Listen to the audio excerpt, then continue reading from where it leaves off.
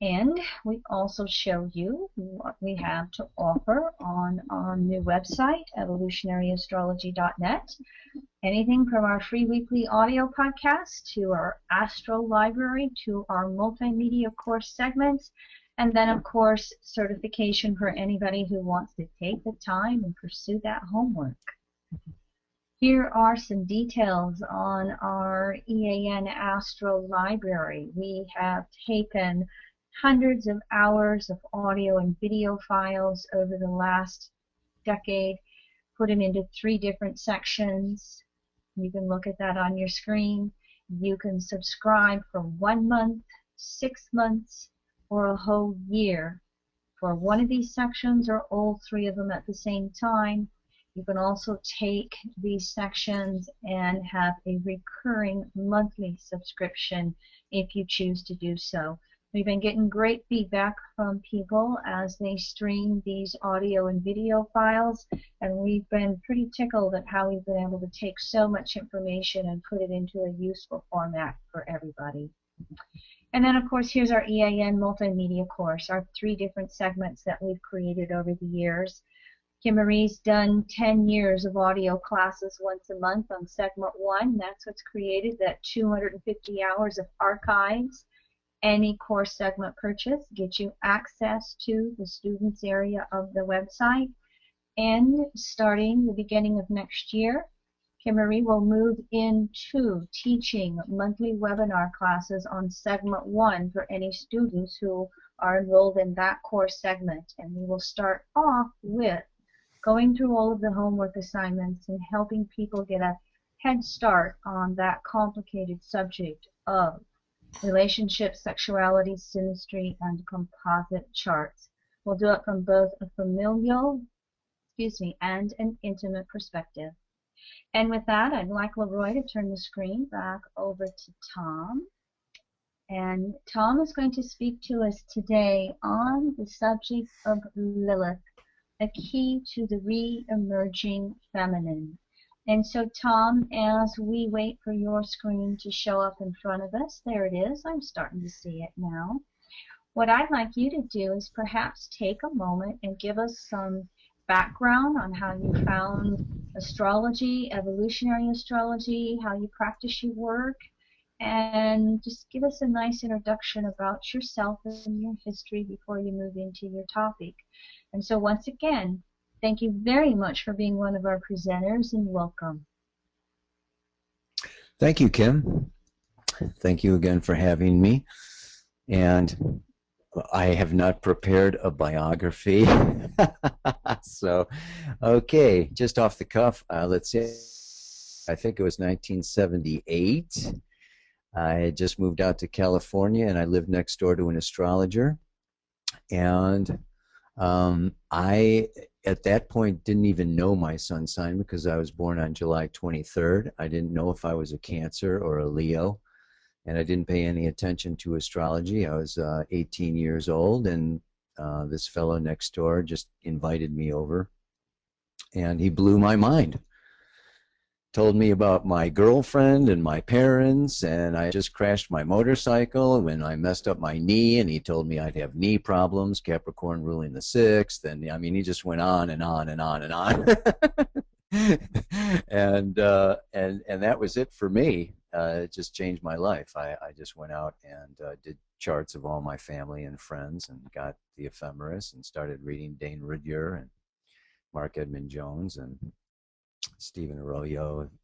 Anyway, so yes, that got me into it, and then other things came along, like a marriage and a family, and kind of pulled me this way and that. And I got into anthroposophy and became a Waldorf teacher, and into astrosophy by Rudolf Steiner, and it was around in the and then I kept up.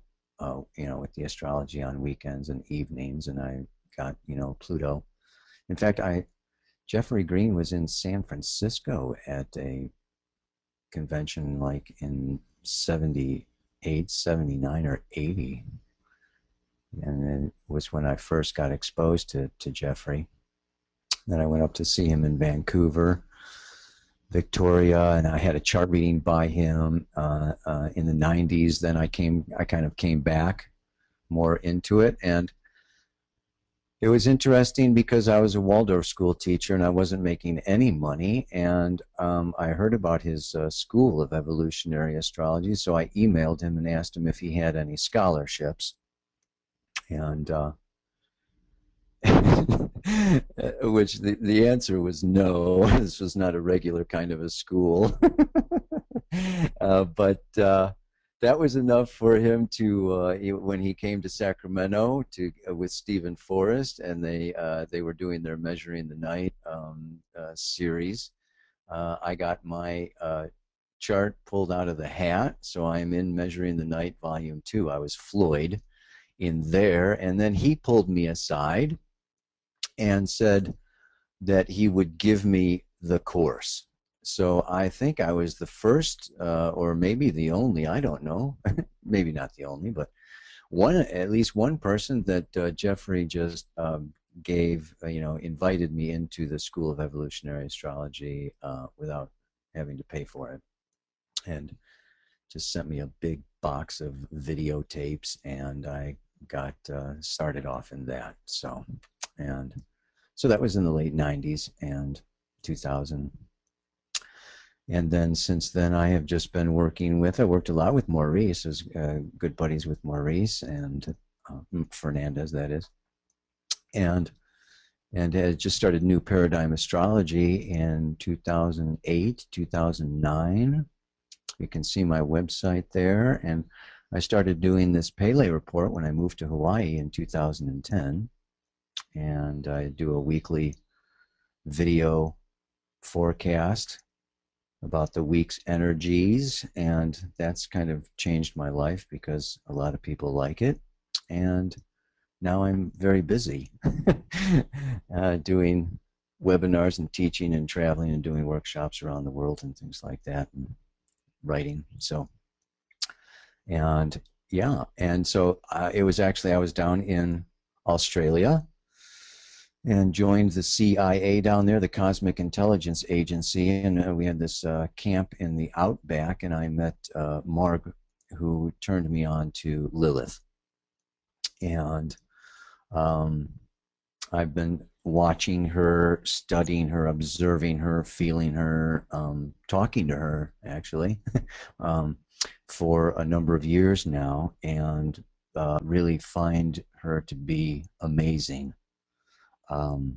And so I've done some workshops, and I've spoken extensively about her, and there's actually been a number of people that want to know more. And so when I was asked for a topic for this webinar series, I thought it would be Lilith, and I look forward to sharing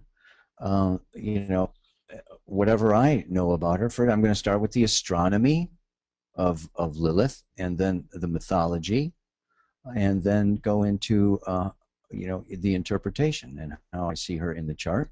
And hopefully there's time we'll look at where she is now and what that indicates, signifies, etc. And I don't know if there's a way for people to chat with you, Leroy, or if you have questions at any time, maybe I'll be able to take some questions at the end of this. I'd like to do that. Tom. So, Tom. We have panes where our audience can type questions into us, and we may interrupt you once in a while. And anytime you want to take questions, people can also raise their hand. We can unmute them to speak with you as well. So audience interaction will be there when you want it, and sometimes we'll interrupt you because there's a burning question. Great. Because I usually get on a roll, and if nobody interrupts me, I will talk for 2 hours without stopping. I do have the moon in Gemini. Okay, so boom, let's go. Let's see. I can switch the screen here, right? Because everybody can see it. And I'd like to start then with the astronomy. And first of all, there's 4 Liliths, right? There's the asteroid Lilith, which there's thousands of asteroids, so I don't work with the asteroid Lilith. There's the dark moon Lilith, which is a point that's apparently on the other side of the sun and is not visible to us, and I don't work with that. And then there is the black moon Lilith, and there's the mean and the true. And I sent out an ephemeris for both of them from 1940 until, I don't know, 2017 or something. So everybody can find the mean and the true Lilith in their charts. I work more with the mean Lilith, and I don't know if I should talk about that. Yeah, well, let's get this out of the way. I see her as a river, because the true Lilith, as I will show you a little later, can swing back and forth in a matter of days, from just from September 4th to September 12th, in 8 days. Oh, look at this. In 8 days, she moved 29 degrees. So she can really swing through a sign very quickly and then go retrograde and swing all the way back through that sign, and she'll just go swinging back and forth. If you look at the ephemeris and you're familiar with retrograde and direct, you can see how she swings back and forth very, very rapidly, very quickly. So I look at her like a river, and the mean is the middle of the river. Right? The mean is the mean average movement of her through the zodiac. So working with this mean location, I look at it as being, but I just use a wide orb with Lilith because of her true motion moving so quickly, yeah, and so widely back and forth. Now on the screen you can see what we're dealing with here, and it's this picture is not exactly correct, but what brings me so powerfully to Black Moon Lilith is that I see her as the sister of Gaia. She is just like the sister of Mother Earth, because we can see that the moon's orbit is not circular. The moon's orbit is elliptical. And an ellipse has 2 centers of gravity instead of 1. So the moon, oh, wow.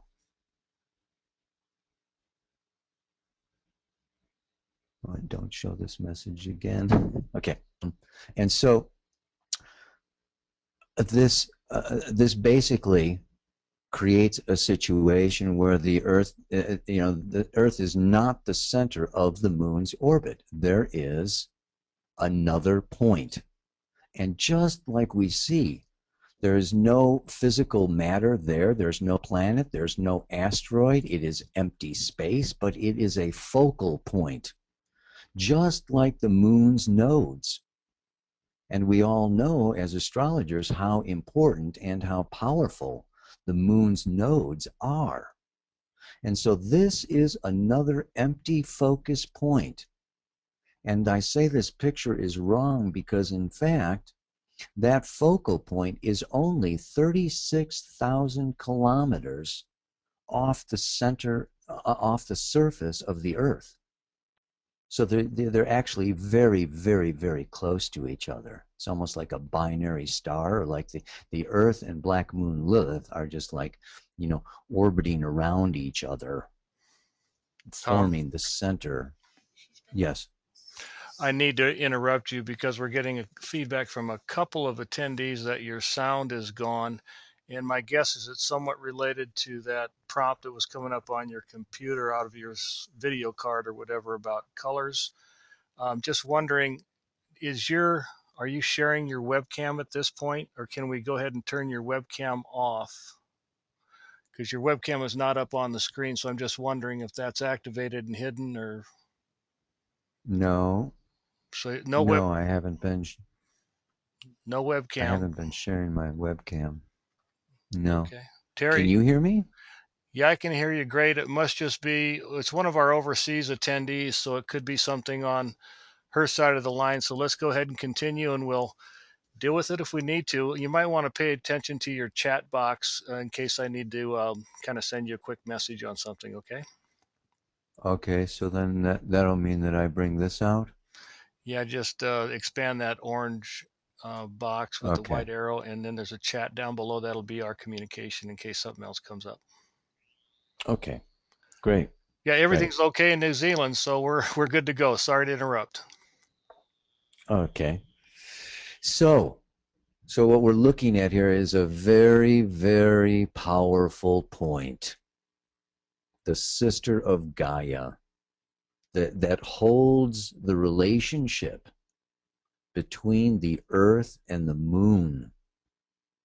I mean, this is a very significant, powerful point. And she goes around, just like the moon's nodes, every 18.6 years. Well, Lilith, then her orbit is half of that. It's 9 years, right? And that she moves about 40 degrees a year. She moves through a sign about every 9 months. And she moves about 3 degrees a month with her mean motion. So she's moving pretty slowly, pretty steadily, and moving right along. So this is the astronomy that I've been using with Lilith. And her being the sister of Gaia, I just want to just go into the mythology of her. And I want to say a couple of things. Number one, astrology has the feminine depicted, particularly with Venus and the moon. And these are very passive, very beautiful. We have the mother, and we have the romantic maiden partner, and neither one of them have a lot of teeth. But if you know Mother Nature, and you've ever been through a tornado, a lightning storm, or a hurricane, you know that the feminine does have teeth. And I'll tell you what, Lilith, okay, is this expression. And we want to look at the mythology to understand a little more of how this comes about. And so I want to just go forward into, I've got, there she is, the earliest known representation of Lilith. Yes, and basically she was the handmaiden of Inanna in the ancient Sumerian mythology. And she lived in a tree in Inanna's garden. And through her roots wove the serpent, the snake. And through her branches was the bird of paradise. You can't see it so much on that relief, but she's actually got wings, yeah, and is associated with the owl. You can see the owl on both sides of her. And so she represents this life force that connects together the serpent, the Kundalini energy, the lower energy, the lower chakras, with the bird of paradise, the upper chakras, the higher, the light realms. And of course, we know in the ancient days that, you know, in the matriarchal times, and she is a matriarchal goddess in her power, in her glory, she would take and bring the men, solicit the men off of the streets and bring them into the temple of Inanna for the sacred sexual rites.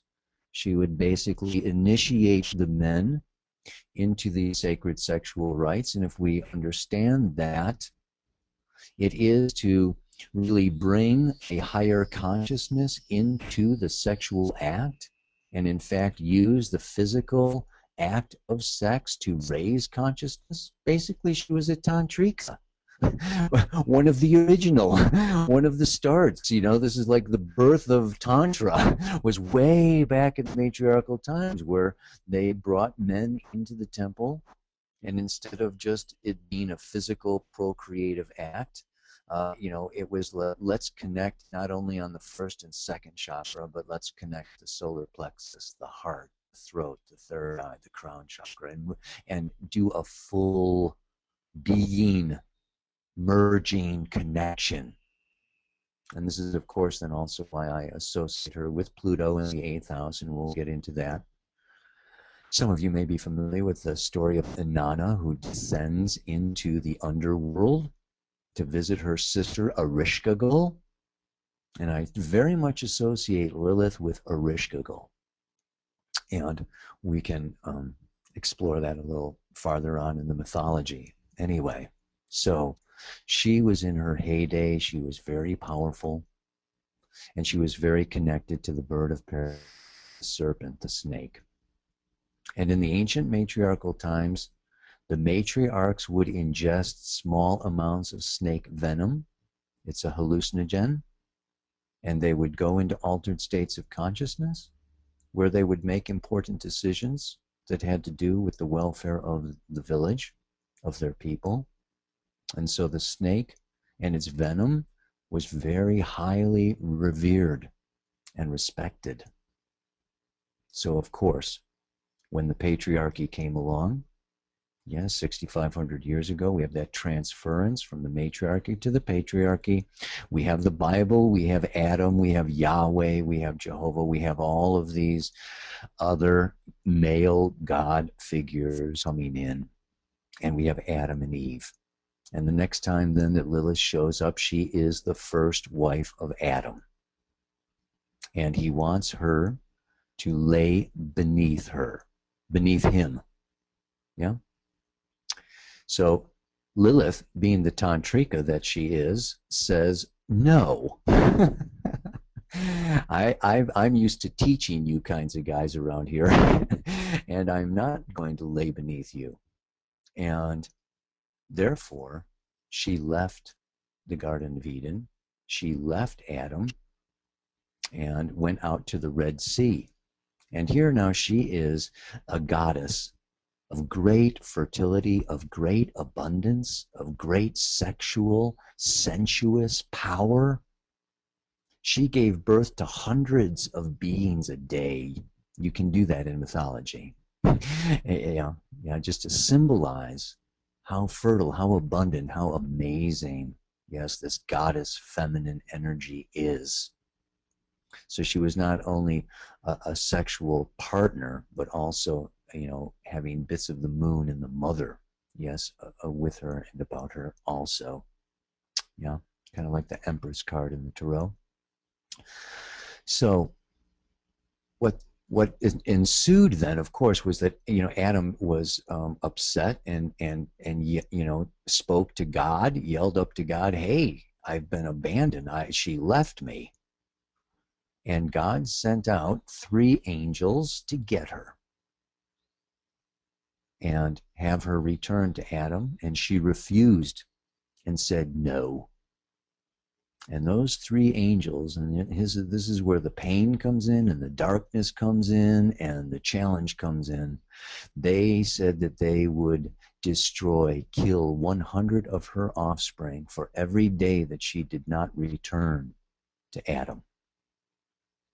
And she never did. She's still out in the Red Sea, as far as I can tell, and is still being, yes, the patriarchy is still destroying, yes, her offspring, Mother Nature, the dolphins, the whales, the whoever, yeah. And then, of course, she was replaced with Eve, a more docile partner, and so in the patriarchal times, then the interpretation was then that Lilith abandoned her husband, and she was a bad wife. She married the devil, yes, and she was evil incarnate. They made amulets to keep Lilith away. She made men come in their sleep. She killed babies. They came up with every kind of nasty type of expression for her so that women would not follow her example and leave their husbands. but would submit. And so we have these, I have a number of pictures of her. Let's see if we got this going here. This is her in the tree in the ancient days. A couple of different models, and here we can see the snake inside the tree, but in other places the snake is beneath the tree. But I want to bring forward some of these other paintings of in the garden.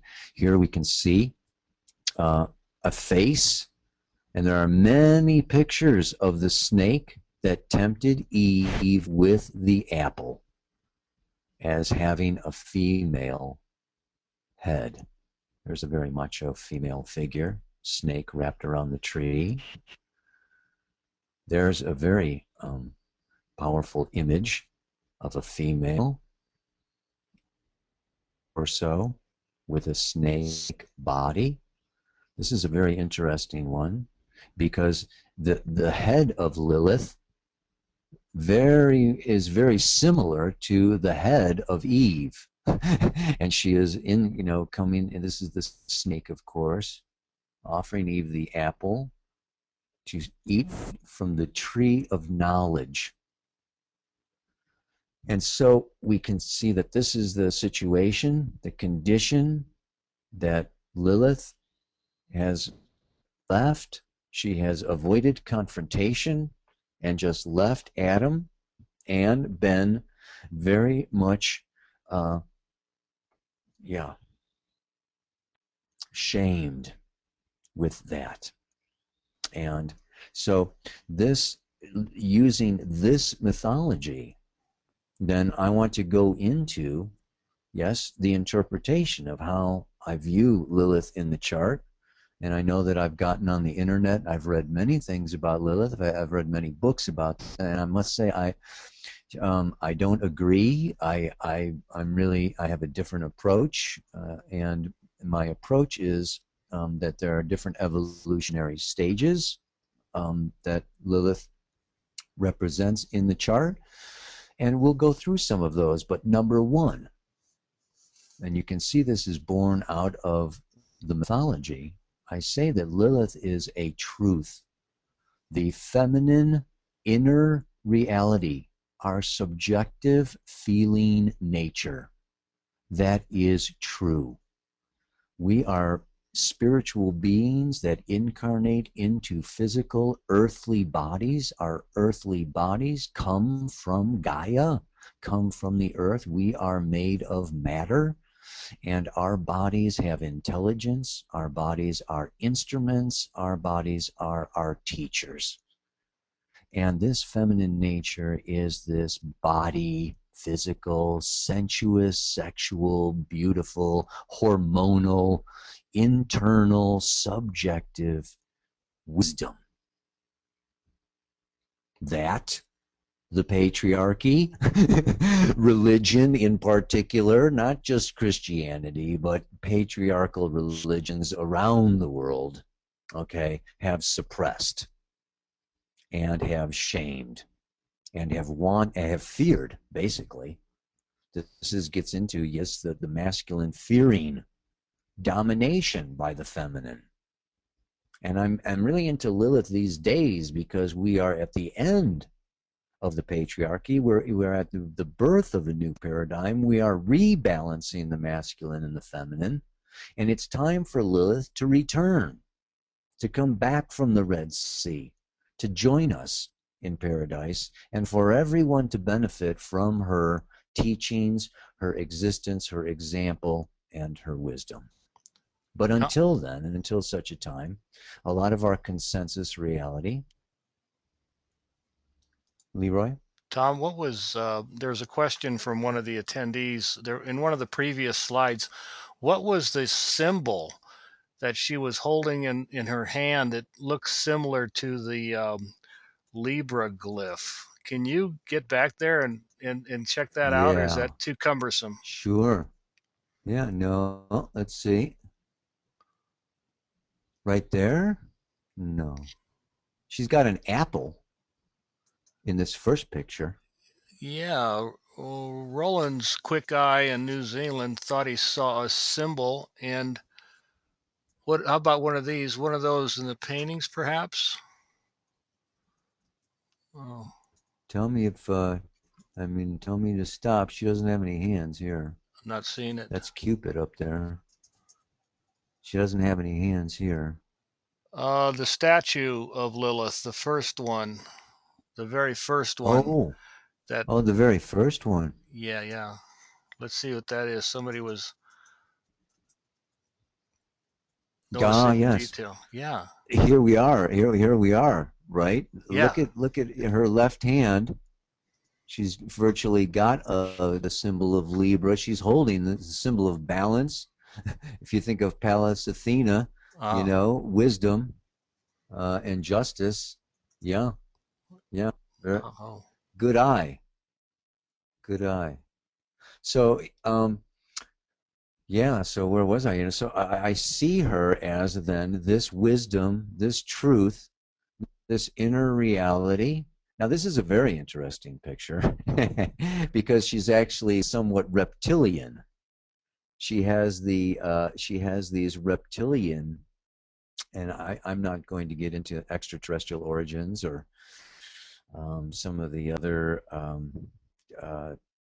aspects of the ancient human history here, but I just thought I would include this picture because it's so fascinating. I also then want to get into some of the more modern depictions of her. Now we can see that, you know, the more modern representation, as the patriarchy falls away, we have a beautiful Lilith.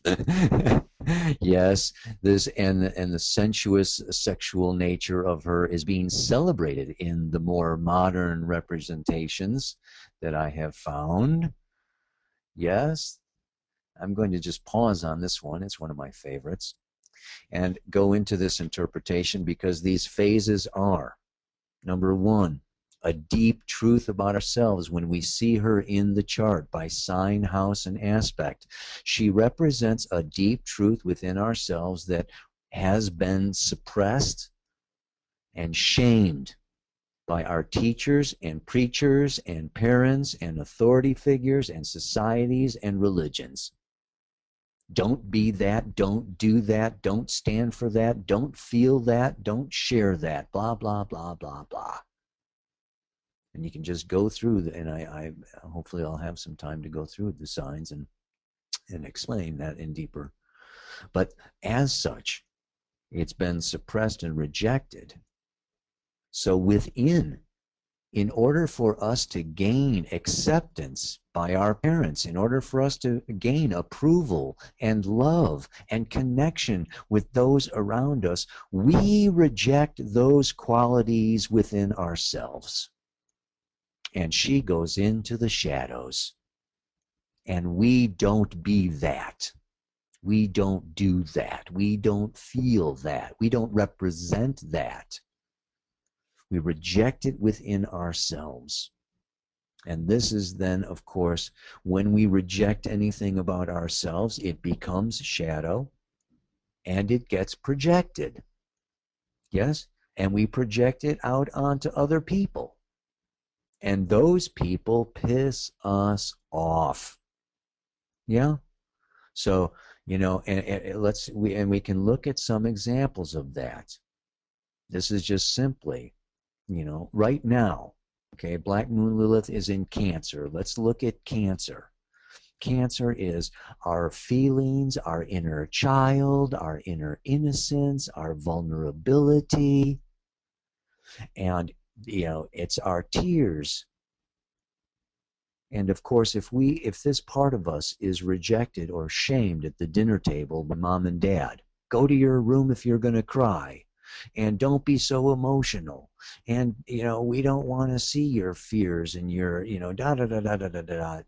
Be more constant, be more solid, don't be so lunar and be changing all the time and going to the beat of your own feelings and your own drummer. We want you to conform and be straight and upright like Capricorn, and the polarity, just do everything the way everybody else does, and stop listening to your feelings. Just stop it. Well, of course, you get that enough, and you're gonna bury that inner child. Yeah, and you're gonna hold back those tears, and you're gonna suppress that, and you're gonna reject that. And when you do that, these people that lose it in public, or these people that just do whatever the hell they want, and they don't conform, and they follow their feelings, and if they don't feel good, they stay home from work and mess up your schedules and blah blah blah blah blah blah blah. These people get you upset, and they get you angry. And they are babies, and why don't they grow up and stop doing their tantrums, and get some discipline and get some control, and blah blah blah blah blah. So, and this is, I think, the image, of course, then, that Lilith, on the internet, and a lot of the interpretations are that she's a bitch. This is like where you are a bitch. It's Ereshkigal, the goddess of the underworld, and it's just like anger, frustration, irritability. Get out of here, get back, get away, da da da. You upset me, and she gets us in touch with our negative emotions. She gets us in touch with what we have suppressed. She gets us angry, because we know that suppression leads to distortion, perversion, and anger and rage. So in this stage, it's very important. She is that, and she does that. But what I'm saying now, and I refer to it as USL, unconditional self-love, that when we drink of the cup of unconditional self-love, and we don't reject her, we don't kick her out of the Garden of Eden, we don't kick her out to the Red Sea, we invite her back into our consciousness, we invite her back into our identities. We invite this aspect, this element, this sign, house, and aspects back into our reality, and we nurture that part of ourselves. Our anger goes away, our projections go away, and just like Chiron, where your wound becomes your medicine, Lilith, I say, is a shadow element of frustration and anger that transforms and becomes a champion.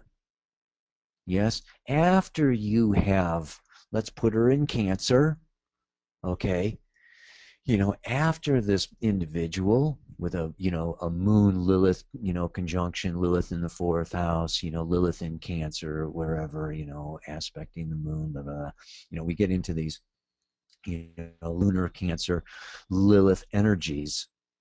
Okay, this person, when they do their therapy, when they do their meditation, when they get in touch with and get and live with, sit with, and deal with their anger and the frustrations around their feelings and their inner child, and how their feelings are not heard or accepted or wanted, and they become their own mothers. You nurture yourself, you feel your feelings, you love yourself, you emotionally support yourself, you redefine the nature of your past and your family, and you place your roots, in the fairy godmother instead of the wicked stepmother, whatever, But anyway, you become a champion then. You become like Amici, the hugging saint. You become Mother Teresa. You become this person that is a champion of cancer, a champion of the inner child, a champion of everybody's right to feel, everybody's need to feel. It's like you become this representative of one of the 12 mystery schools. Yes, by the sign that Lilith occupies in your chart. You are that, you can become then very, very powerfully, yes, this exemplar, this icon, this symbol, this, Hollywood movie star, whatever, of the goodness, of the necessity of that sign, of that energy, of that mystery school, of that wisdom. So it's really, she is a very powerful, powerful goddess in her own way. And at this point, I just, to get farther into the interpretation of Lilith, I would like to take a poll. Leroy, if you can do that poll with everybody, because I want to talk about, this is the way that I interpret her in the chart is going to be different, okay, according to your evolutionary or the evolutionary state of consciousness that the client is in. So the poll is open. Organizer, let's close poll to enable screen sharing. So yes, I kind of put that in, Tom, for everybody. 2 out of 3 people have voted, so we'll just give it another 30 seconds or so. Okay. How many attendees are familiar with Jeff Green's Evolutionary States of the Soul? Are you somewhat familiar? Not at all. I've read about it through some materials or books. And the 4th choice is very familiar with evolutionary states. So I'm going to go ahead and close the poll, and I'll share your results, Tom. Okay. Can you see where we're at here? Where the attendees are at? Looks like we have some evolutionary estate aficionados. Good. Attendees, 24 out of 101. View. Well, I don't see the results of the poll, but I'm going to just take your word for it. Okay, it could be that just the attendees get to see that I have you in as a panelist. So 88%, 88% of the group is very familiar. Yes. Okay, so right on. That saves some time. So what I want to look at is I'm going to look at 6 different. We want to look at 6 different interpretations, and I'm just going to look at number 1. Let's say the consensus female. Okay, the consensus female is, I think Jeffries was the Marlboro Man and Betty Crocker. when we look at the consensus, 3/4 of the population is in this stage where men are men and women are women, and the men know what that means and the women know what that means. And it's that the women, don't get angry. The women live in fear. Yes, they're tender and kind, and and basically, they compete with each other for the attention of the man. And so this is, this is Lilith is going to act one way in a female consensus chart. In a male consensus chart, we have this powerful male figure that is emotionally underdeveloped. That is the macho man. He's a man's man. Muscle building, just into the physical. And I have my own kind of evolutionary stages. I kind of look at the consensus as attached to the body, and the individuated is more attached with the mind, and the spiritual is more attached with the heart. But we're going to just, look at then Lilith in this consensus reality for most people. Okay, she's going to be, like the internet says, and like a lot of the books say, and the interpretations of her, okay, that where it is this angry, nasty saboteur, that it's other people. There's a lot of blame. There's a lot of victimization involved with this whole thing. Whenever you deal with shadow and projection, you deal with, that you're a victim, and it's not your fault, and you didn't create it, and it's and it's coming at you from outside yourself. A perfect eighth house, forces beyond our control, coming in there and smacking us, whacking us, killing us, whatever. And so there is this competitive nature. And so when Lilith comes around and does a transit, that Lilith in that chart, I will still talk to these people, and she can be an access point. She is an access point that, people can relate to this. They'll be able to see it, and then you will be able to work with them on what? The positive uses of anger. Yeah. Let me go through these other stages. At first, then we have the individuator. We have the second stage.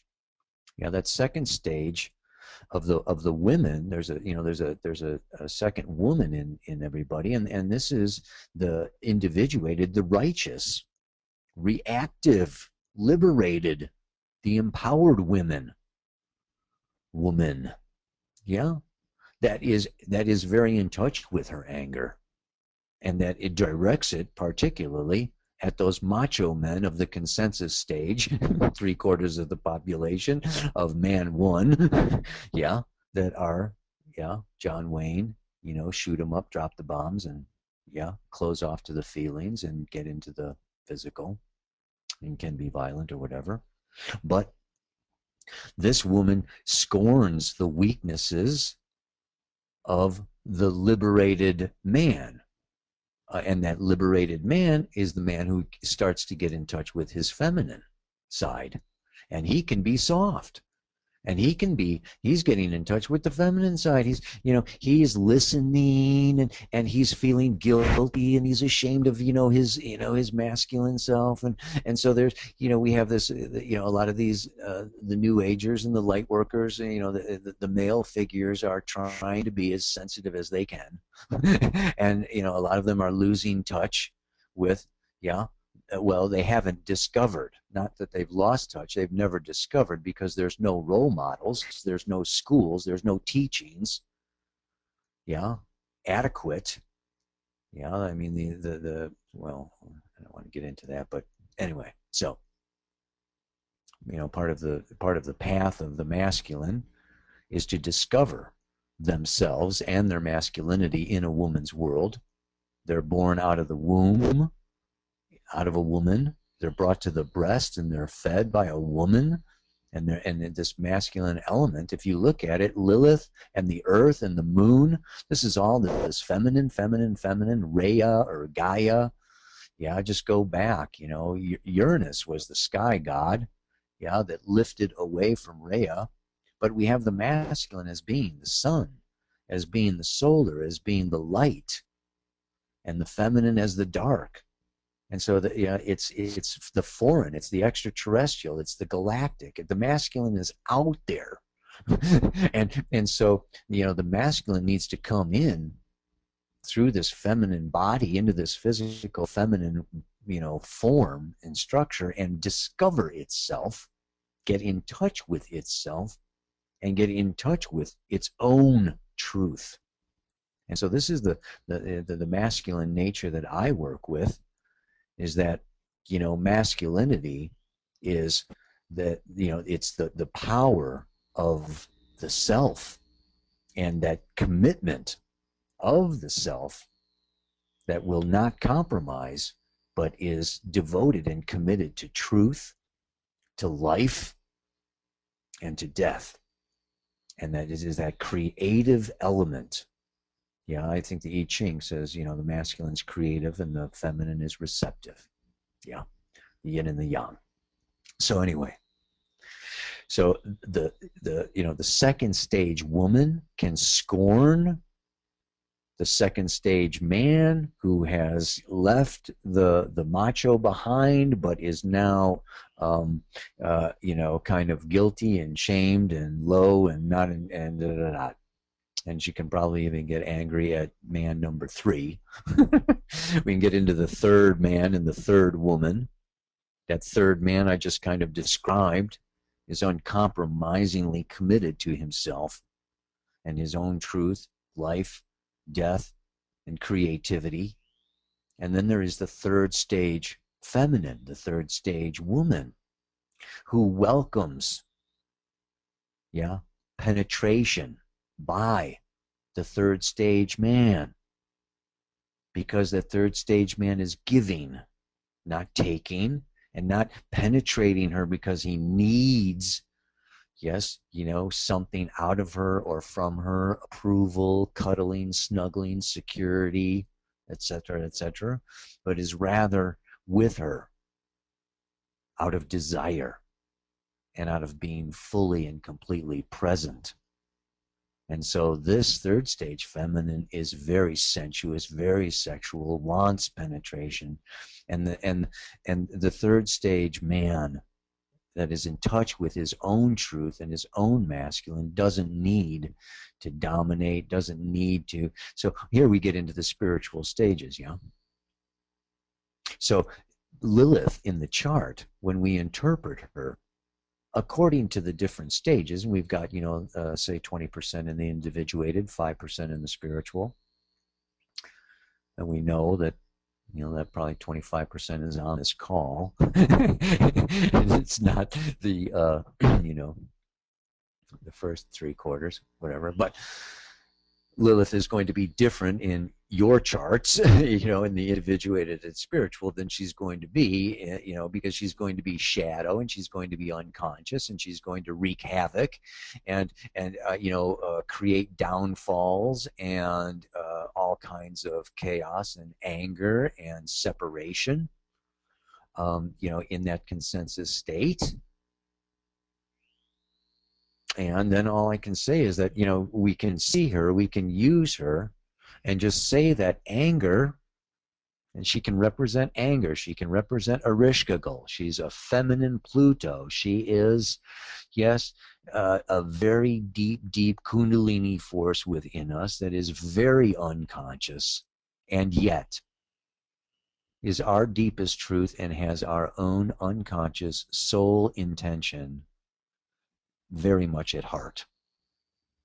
And will create and bring forward, reflect a soul that is creating situations and conditions where they are meeting what they have suppressed and denied within themselves in the external world. This triggers anger, and anger is a secondary emotion.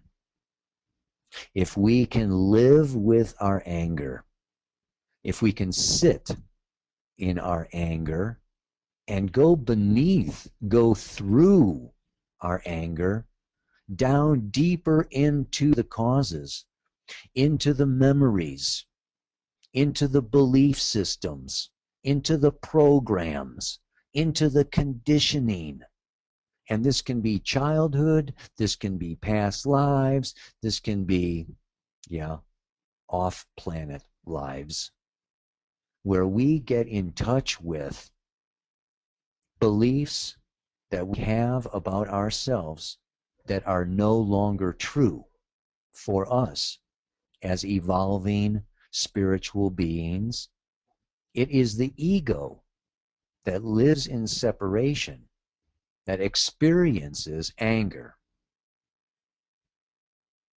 And as we move the core center of our identity from our ego to our spirit nature, anger becomes another tool, just like all of our other feelings, all of our emotions, it's like a window through which we can see what we need to release, what we need to let go of, what conditioning, pattern, memory, person, family member, whatever, particularly with Cancer, you know, what country. I just left the United States. Now I'm an expat. Yeah, I moved to Costa Rica, left the homeland. But anyway, there is this then embracing a new identity, a new way, a new path, a new form. And this is just like so eminent now during this time. I want to look at where Lilith is now. I want to move her through these last few months, these last couple of years, and see how she has been in conjunction with Jupiter, on and off, back and forth, since 2011. Yeah, she has been, doing this dance with Jupiter through Taurus, through Gemini. Now she's into Cancer. She goes around every 9 years. Jupiter goes around every 12 years. So they're doing this little dance. And particularly right now. It's fantastic. Let me go forward with my pictures here, because I have some. I want to first of all take you well, on a little journey. I hope you can see this clearly enough. This is now the true Lilith, and I just wanted to give you a quick snapshot, okay, of how quickly she swings. You can see this is September 4th of 2013. She's at 3 degrees of Cancer. Yeah. By September 12th, true Lilith has moved up into 2 degrees of Leo. And for you guys who are really into it, keeping track of this, she was in Leo from September 11th to September 18th. She spent a week in Leo before she then went retrograde. And by October 4th, right? I mean, this is 22 days later. She moves 36 degrees, wham, all the way from Leo back into Gemini in 22 days, okay? I mean, this is a fast, furious, wild woman. Oh, God. And so, yeah, and what's my next one? Do I bring her back forward? Yeah, and then she comes again. And this one is, what did I do here? September 20th. No, that's today. Yeah. So anyway, so you can see that right now, okay, true Lilith is at 27 degrees of Cancer. But if we take that swing, okay, all the way from, late Gemini to early Leo, we have the mean Lilith, which is the one that I use, and she is at 11 degrees, 32 minutes of Cancer. Yeah. And of course, if we look back, then we can, let's see, I can go back because I've got solar fire. Yeah. I want to go back to July 22nd. July 22nd, you can see that Lilith was at 4 degrees, 51 minutes of Cancer in an exact grand trine with Saturn at 4:59 Scorpio and Neptune at 4:51 Pisces. That was great. It was my birthday. I remember that. And it was in opposition to Pluto. Very, very powerful. Interesting.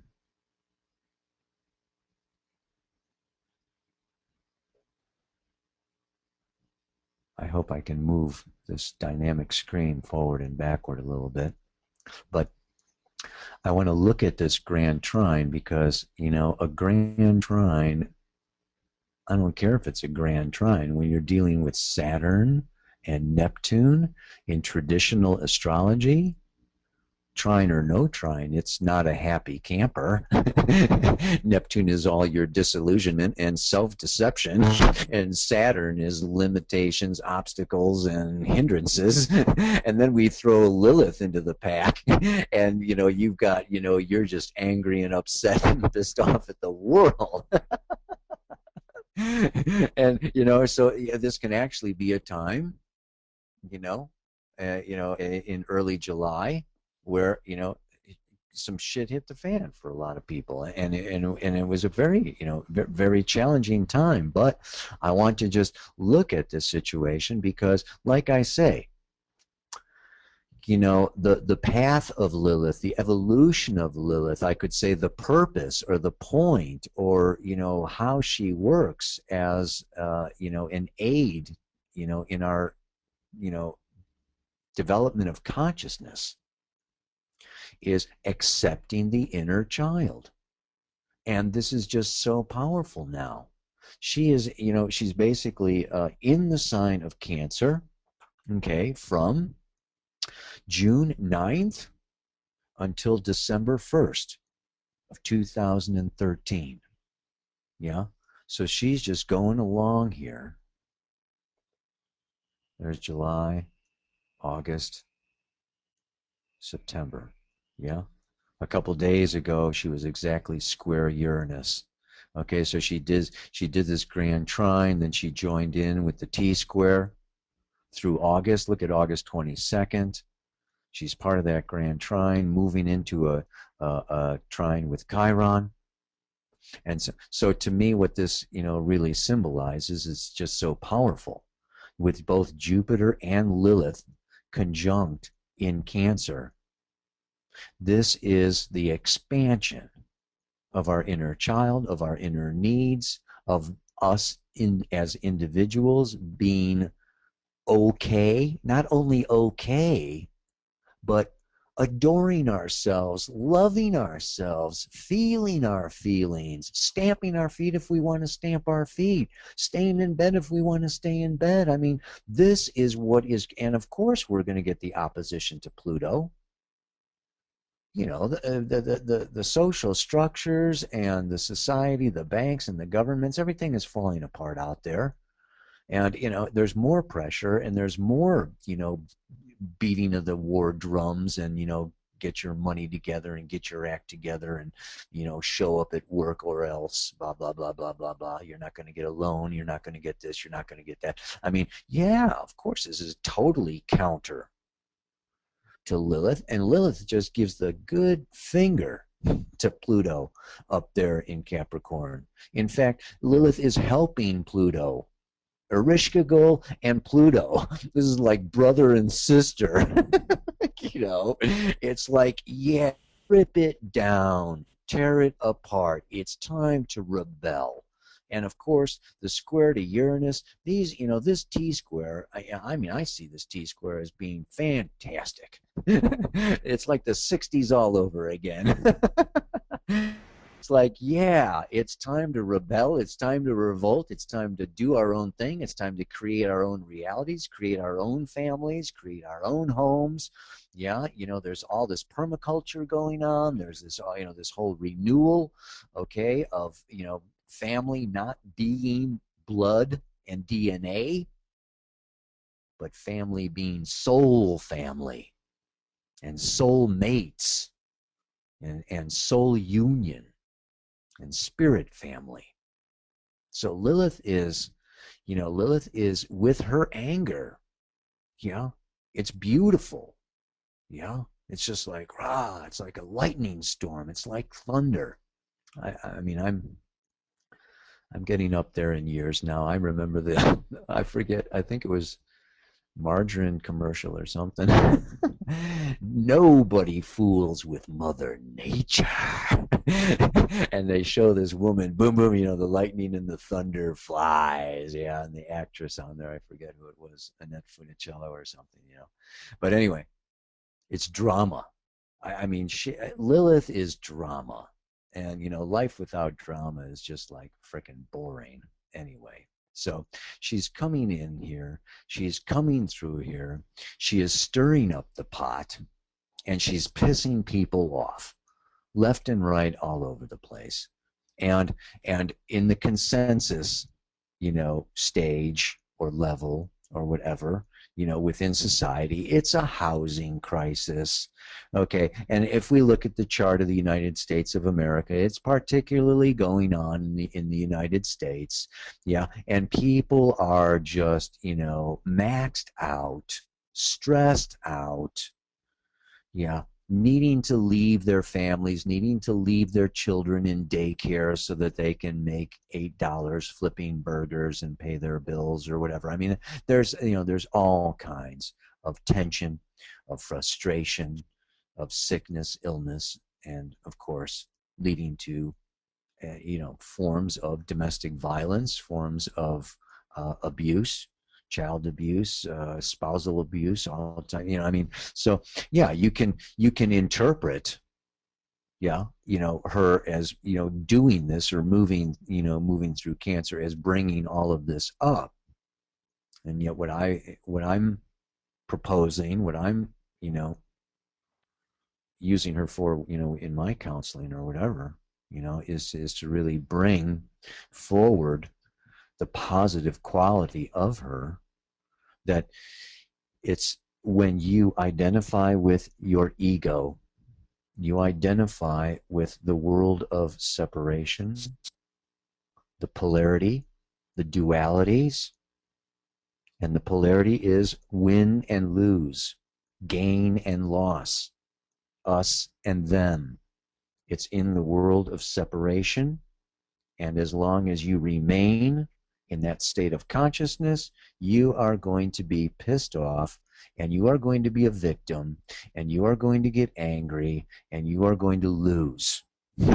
And when you are able to sit with the experiences, with the people, the George Bushes or the chemical bombers, or whoever is out there pissing you off, triggering you, and you are able to see that it is your anger and it is your conditioning, and you have created this condition, this situation to face, to deal with, and to become aware of and conscious of your own unconscious patterns, then you can evolve and move. And of course, with Jupiter there, it's just like, the fast track of evolution. It's just like, yeah.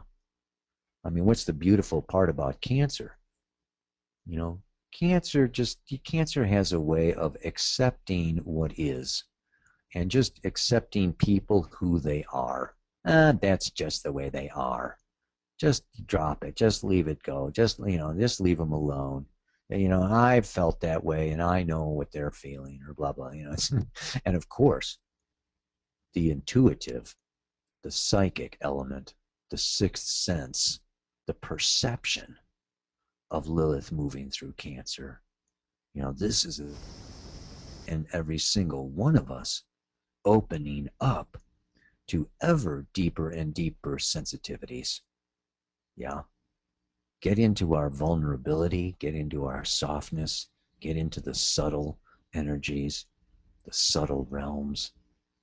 It's absolutely marvelous time. So this is what the outcome, yes, and it's time for each and every one of us to be, rather than victims and be Lilith out at the Red Sea, it's time for each of us to be the champion of Cancer. Yeah, the champion of going to the beat of your own drummer, the champion of the feminine subjective feeling nature. And of course, then she moves, she keeps moving, and she moves into Leo. Where is this thing?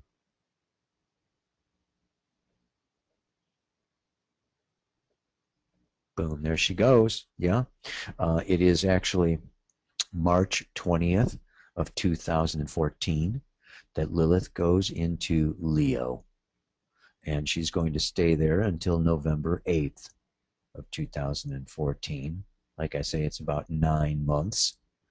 Actually, on November 8th of 2014, Jupiter actually catches up, and it goes right up to, you can see they do catch up again to each other before she leaves Leo.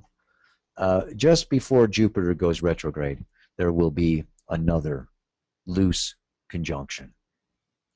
So there's first a loose conjunction, well, no, an exact conjunction in December of 2011 in the sign of Taurus. I don't know if I should we go all the way back there for you guys? Here we are. Boom. Yeah. December 22nd, Merry Christmas on 2011. She was in Taurus, conjunct Jupiter.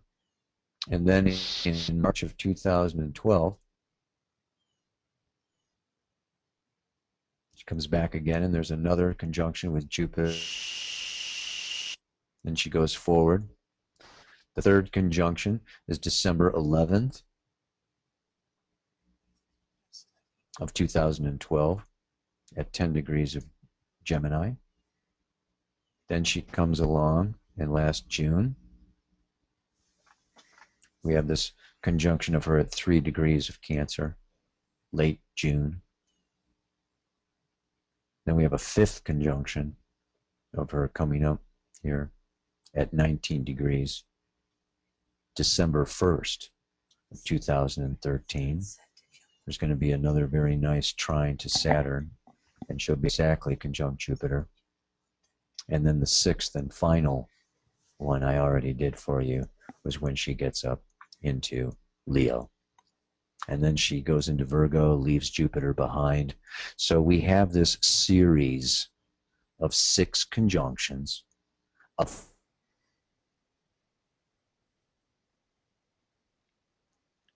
That did sound good. 0 degrees of Virgo. And this is just such an awakening. Yeah?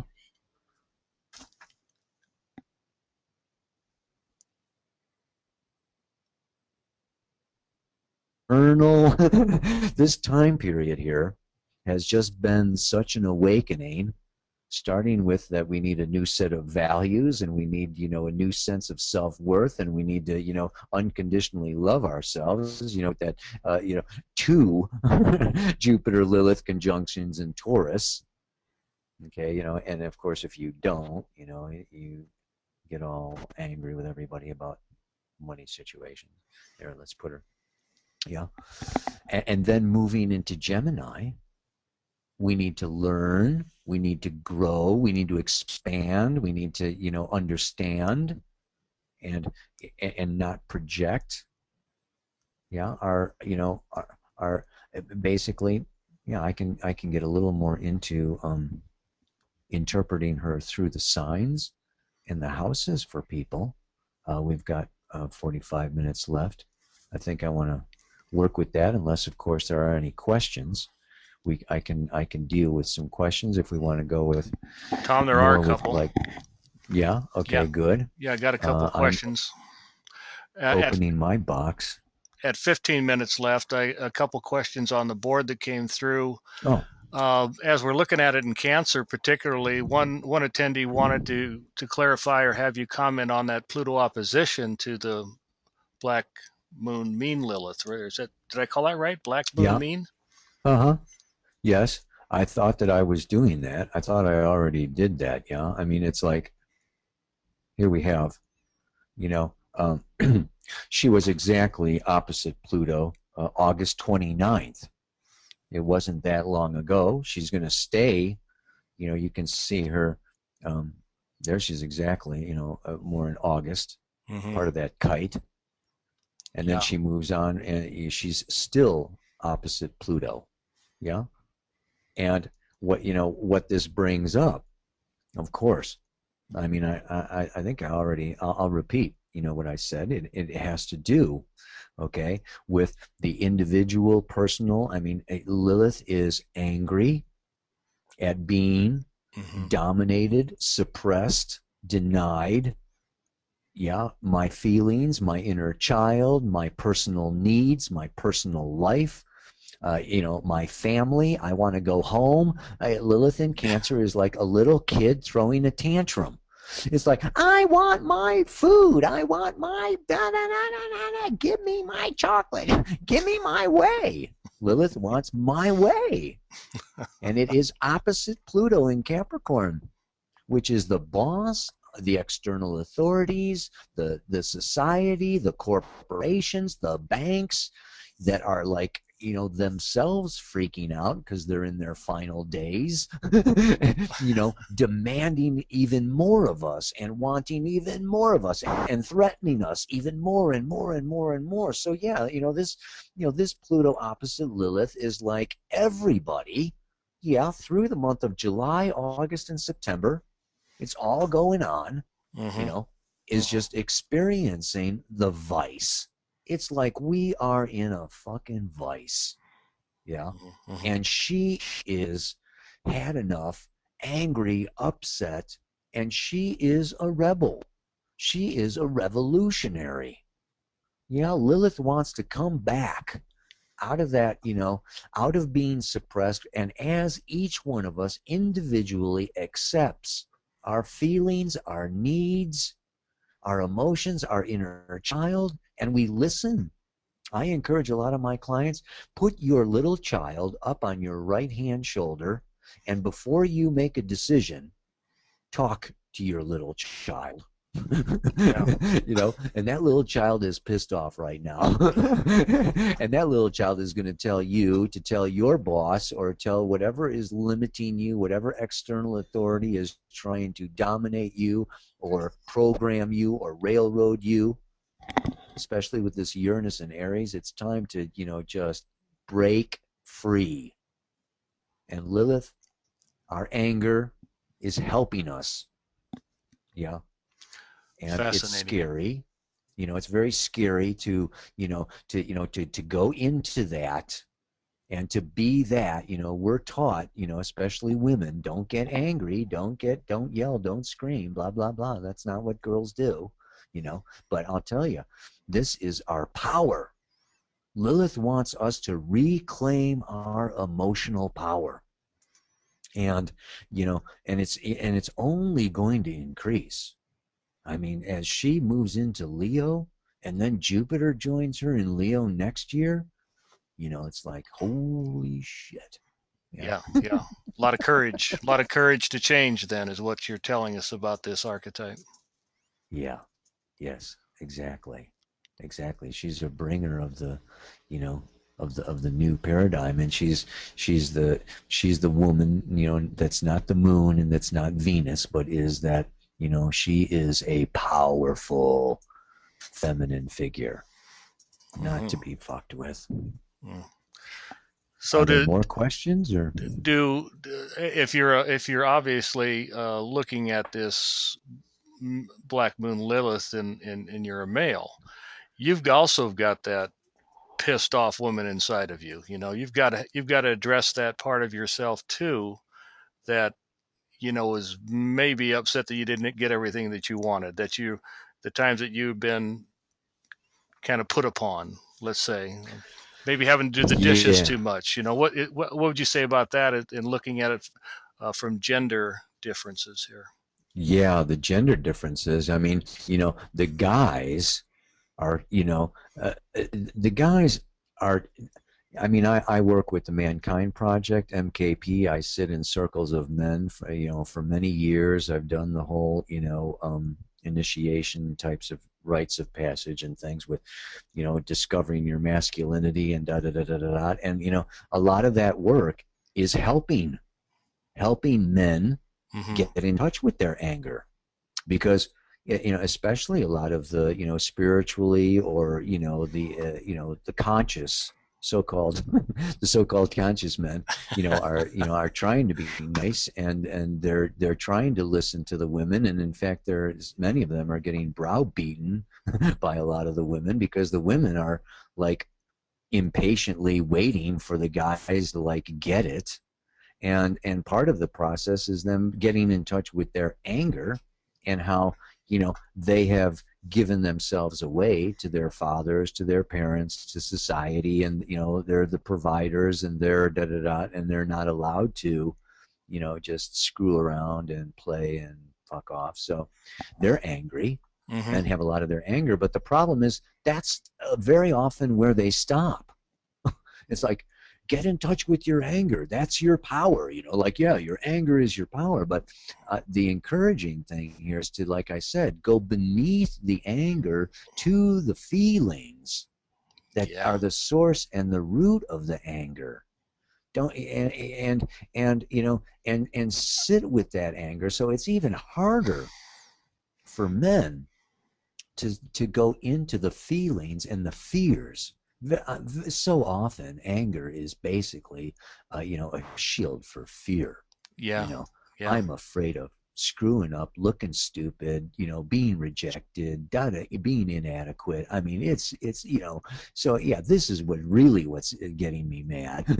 and if we go through that anger and get down to those, oh yeah, that's because my father, my mother, but oops, I'm an astrologer, so I know that I chose my father and mother to reflect an inner dynamic that existed prior to this incarnation. So I don't want to blame mom and dad. That's the other thing. A lot of psychology just puts it all on mom and dad.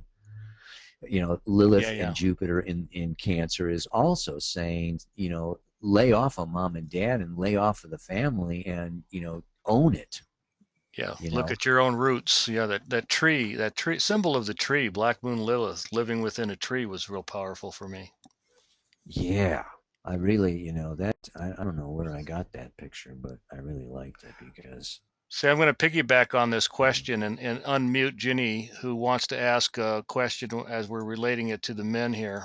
Go ahead, Ginny. Ask your question of Tom. Oh God, I didn't mean to have to speak, but okay, sure.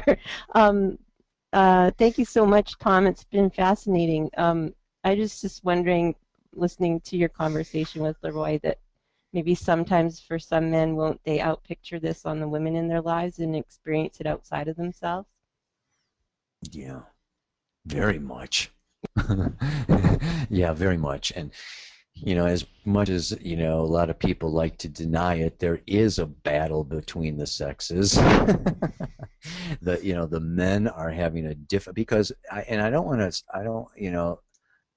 there's a difference between men and women and masculine and feminine. We are both masculine and feminine. The women have a masculine side, the men have a feminine side, but men have an affinity with the masculine, and so we have this situation where men are absolutely floundering. There are, like I said, no models. There's no this is what it's like to be a new man, or to be really in your own truth, in your own power, which is your own personal feelings. So men are living in a woman's world, and as they wake up, they want to let go of the old macho man, but there's nothing to replace it. And so many of them are just kind of walking around. They want to be loved, and they want to have sex and be involved, and get together with women, but the women don't want the macho stuff. And the men don't really know themselves enough to give women what they want. So it's just like the men can experience, that they're first of all scared of women, because women are in touch with themselves. They're born in touch with themselves. That's the nature of the feminine. And so they have this power. It's almost like the ancient matriarchal times where the women were emotionally manipulating and dominating the men. I mean, the patriarchy wasn't born out of nothing. Men didn't bury their feelings for no damn reason at all. Okay, it's because the women were. I mean, we have to just basically get into this point, I believe, where there are no victims and perpetrators, which is the same as saying that we are all victims and perpetrators.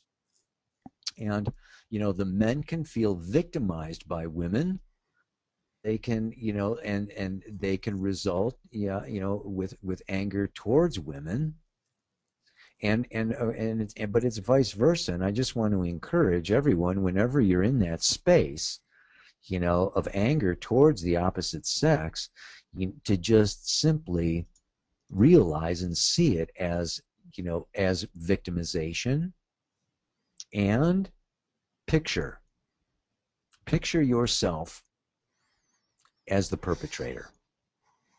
Put yourself in the opposite polarity, and then you see, and you grow into the observer.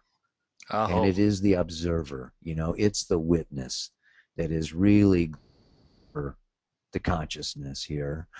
and by stepping into that and seeing, I'm not a victim, I am a victim, I was a perpetrator.